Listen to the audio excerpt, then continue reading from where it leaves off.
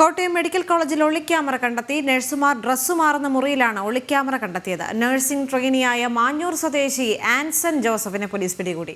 BSc nursing പൂർത്തിയാക്കിയ ആൻസൺ ഒരു മാസം മുൻപാണ് കോട്ടയം മെഡിക്കൽ കോളേജ് ആശുപത്രിയിൽ പരിശീലനത്തിനായി എത്തിയത്. മിഥുൻ അയ്യപ്പൻ ചേരുന്നുണ്ട് കോട്ടയത്ത് നിന്ന്. മിഥുൻ, പ്രതി എപ്പോഴായിരുന്നു ഈ ഒളിക്യാമറ അവിടെ സ്ഥാപിക്കുന്നത്? മറ്റ് വിവരങ്ങൾ എന്തൊക്കെയാണ് പോലീസിന്റെ ഭാഗത്ത് നിന്ന് അറിയാൻ സാധിക്കുന്നത്? കഴിഞ്ഞ ദിവസമാണ് ഇത്തരത്തിൽ ഈ കേസിനാസ്പദമായിട്ടുള്ള സംഭവം ഉണ്ടാകുന്നത്.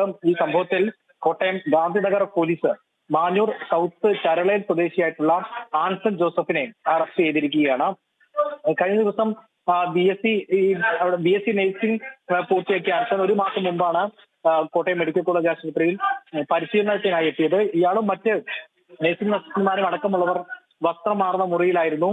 മൊബൈൽ ഫോൺ ക്യാമറ ഓൺ ആക്കിയ നിലയിൽ വെച്ചത്.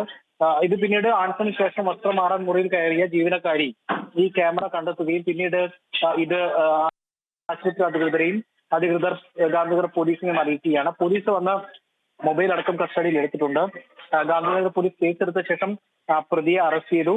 IT ആക്ട് അടക്കമുള്ള വകുപ്പുകളാണ് ചുമത്തിയിരിക്കുന്നത്. ഈ മൊബൈൽ കൃത്യമായിട്ടുള്ള പരിശോധനയ്ക്ക് വിധേയമാക്കുകയാണ്. ഏതെങ്കിലും ദൃശ്യങ്ങൾ ഇതിന് നേരത്തെയും ഇയാൾ നേടിയിട്ടുണ്ടോ, അതുപോലെ തന്നെ രഹസ്യമായി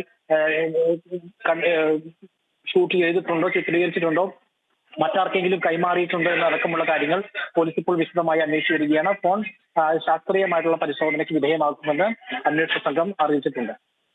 ശരി മിഥുൻ.